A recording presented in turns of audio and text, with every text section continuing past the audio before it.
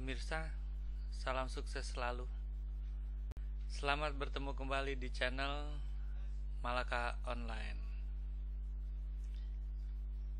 Kali ini kita akan mempelajari masalah materi pengantar matematika diskrit. Apakah matematika diskrit itu? Matematika diskrit merupakan cabang matematika yang mengkaji objek-objek diskrit. Lalu, apakah yang dimaksud dengan kata diskrit atau discrete dalam bahasa Inggris? Benda disebut diskrit jika yang pertama adalah terdiri dari sejumlah berhingga elemen yang berbeda atau elemen-elemennya tidak bersambungan atau unconnected. Contoh, himpunan bilangan bulat atau integer. Seperti kita ketahui, himpunan bilangan bulat adalah 1, 2, 3, 4, 5, 6, 7, dan seterusnya. Mengapa? Karena bilangan-bilangannya berdiri sendiri dan tidak kontinu. Ya kan, jadi bilang 1 ya 1, 2 ya 2, 3 ya 3 gitu. Berdiri sendiri. Lawan kata dari diskrit adalah continue atau menerus atau continuous. Contohnya himpunan bilangan real. Himpunan bilangan real isinya seperti kita tahu, misalnya 1, 1,1, 1,2, 1,3. Tapi di antara 1,2 dan 1,3 kan ada 1,2,1, 122, 123 dan seterusnya ya kan. Nah, kenapa? Karena bilangannya terus-menerus atau berkelanjutan. Komputer digital bekerja secara diskrit. Informasi yang disimpan dan dimanipulasi oleh komputer adalah dalam bentuk diskrit. Begitu juga dengan kamera digital.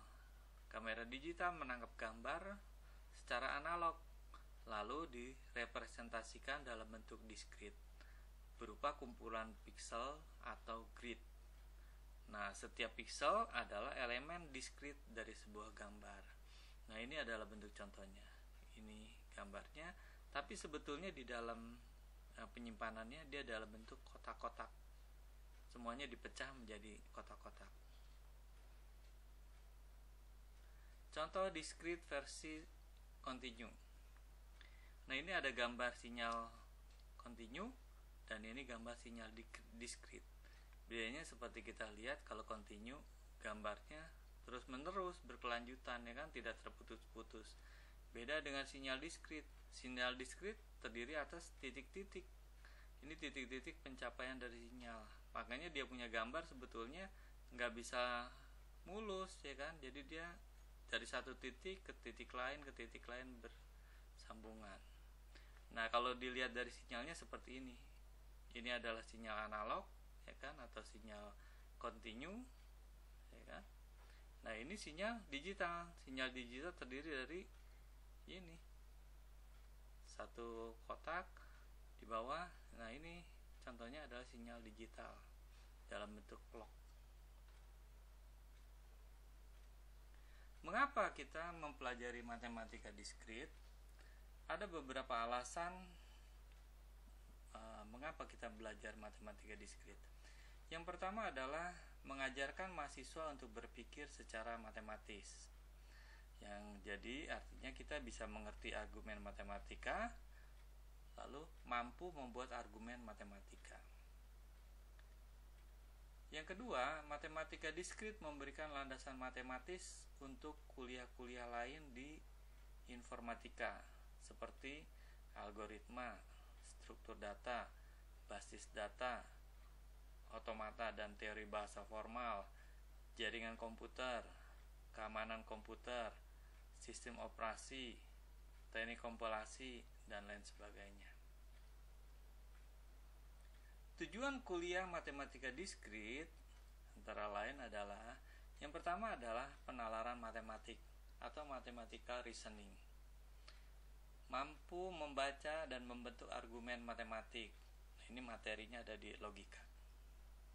Yang kedua adalah analisa kombinatorial atau kombinatorial analisis. Jadi mampu menghitung atau mengenumerisasi objek-objek. Materinya ada di kombinatorial, permutasi, kombinasi, dan lain-lain. Yang ketiga adalah struktur diskrit. Mampu bekerja dengan struktur diskrit. Yang keempat, berpikir secara algoritmik. Mampu memecahkan persoalan dengan menspesifikasikannya algoritmanya. Materinya pada sebagian besar kuliah ini dan kuliah algoritma dan struktur data.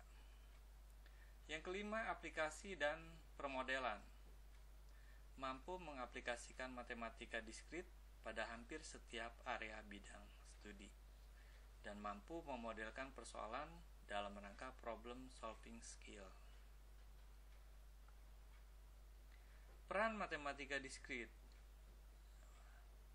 Materi-materi dalam matematika diskrit antara lain ada logika, teori himpunan, relasi dan fungsi, bilangan asli, induksi matematik, aljabar boolean, graf, grafik pohon, dan sebagainya.